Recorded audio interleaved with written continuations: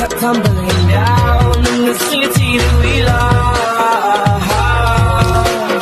Rain clouds all over the hills, bringing darkness from above.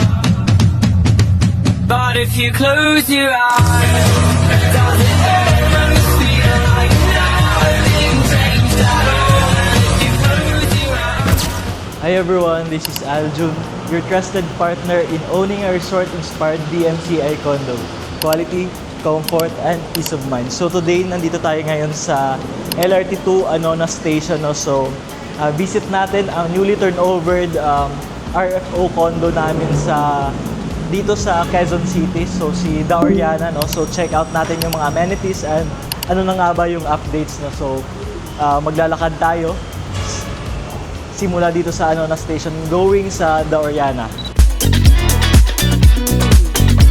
So guys, kakababa ko lang dito sa LRT Anona Station. No? So maglalakad tayo going sa Da Oriana kasi actually guys, around 400 meters lang siya from LRT to Anona Station going sa Da Oriana. So very considered si Da Oriana as the transit oriented development since of course very accessible siya sa public transportation, no? So if ever commuter ka and if ever naman coding yung sasakyan natin, pwede tayong mag-grab or angkas, pero ang other option natin para makaiwas sa traffic of course is mag-LRT, no? Or MRT.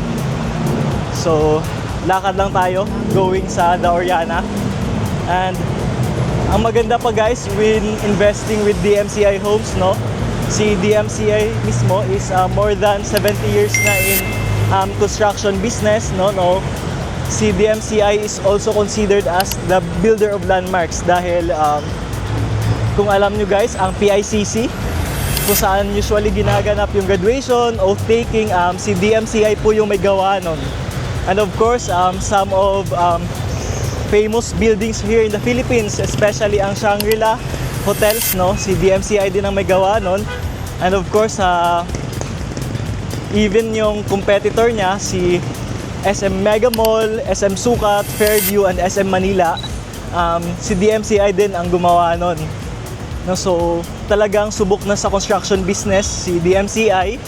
So, if ever investor ka and gusto mo mag-invest sa property, maganda talaga mag-invest with DMCI Homes since subok na yung developer and of course nasa construction business talaga, so alam mong quality talaga yung makukuha mong property with DMCI Homes.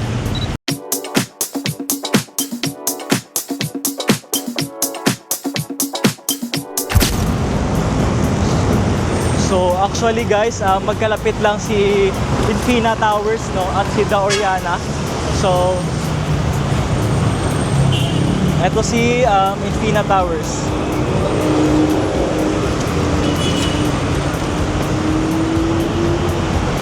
Ayan. Ayan yung Infina Towers.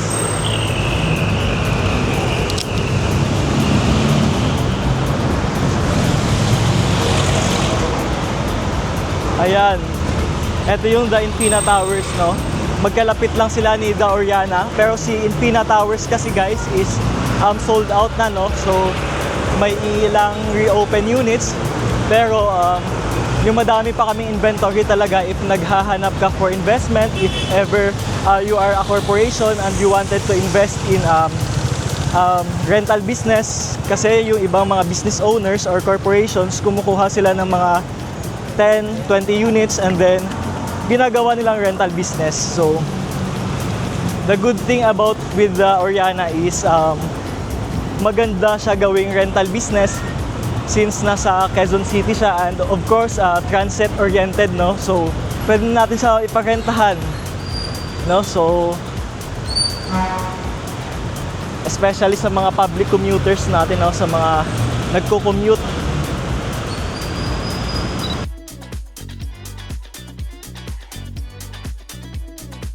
So guys, nandito na tayo ngayon sa labas ni The Oriana, no? So, ito yung North Tower, ito yung newly turnover na building namin sa The Oriana. And then, ito naman yung South Tower. Yan, sa dulo, yung may green na net, safety net. Yun yung ginagawa naming condo sa South Tower yan. So, check natin yung mga amenities dito sa newly turnover condo namin sa The Oriana. Pasok lang tayo. Ayan, so alam mong bagong-bago pa siya guys na, so yan, pasok tayo. Yan. Kitang-kita din dito ang Infina Towers, no? Ayan. Ayan, si Infina Towers yan.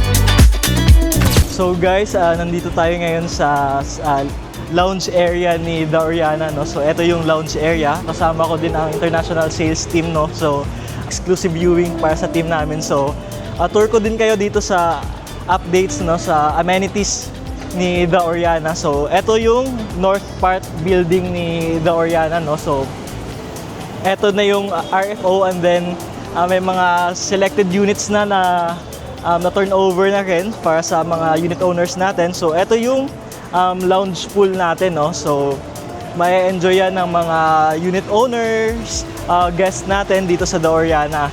So check din natin kung gaano kalawak yung lap pool dito sa The Oriana, no? So ayan, ang lawak din ng space dito, which is really good, no? Ayan, so sobrang lawak ng lap pool guys, no? Imagine, oh. Ayan. 'Di ba? So ikot-ikot lang tayo dito para ipakita ko sa inyo yung future home nyo dito sa Quezon City, no? So ayan. So ito yung South Tower na ginagawa. So yan yung pre-selling namin, and then ito yung RFO naman. Medyo pa ulit-ulit pala guys yung pinagsasabi ko, ano? So ayan.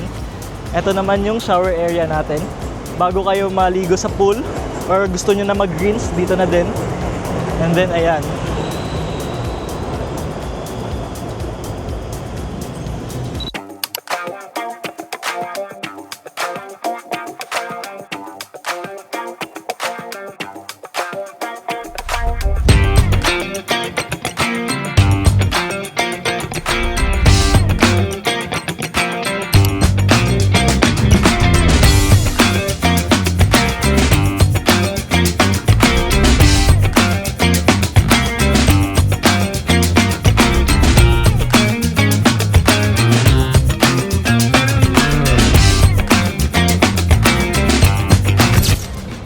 Ayan yung South Tower guys, yan.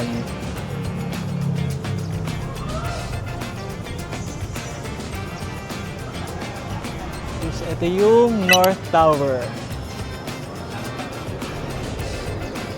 Yan.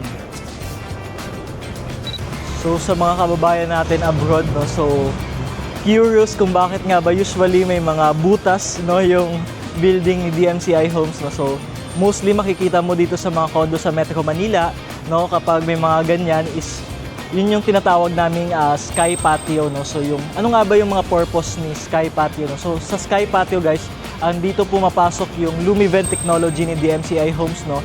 Lumin, which means light, and then Ventus, which means wind, no. So may natural air and natural light na pumapasok sa condo unit natin or sa hallway once may sky patio tayo noon. Of course, yung Lumivent technology is naka-patented na din yan and exclusively used lang ng DMCI Homes, no. So kaya unique din yung condo ni DMCI Homes, and if ever may Chinese roots ka, no, so yung mga butas na yan is also considered as dragon gates, no. So kapag halimbawa yung mga dragon galing sa bundok Dito sila dadaan sa building na to, and then kapag may butas yung building natin or may dragon gates, no, so mako-considered na yung building na yan ay swerte. Dahil as we all know, sa Chinese tradition, no, kapag ang dragon pumupunta sa atin, swerte yon. So if ever may condo unit ka dito kay DMCI Homes, and may sky patio din yon, so considered na swerte ka din, guys.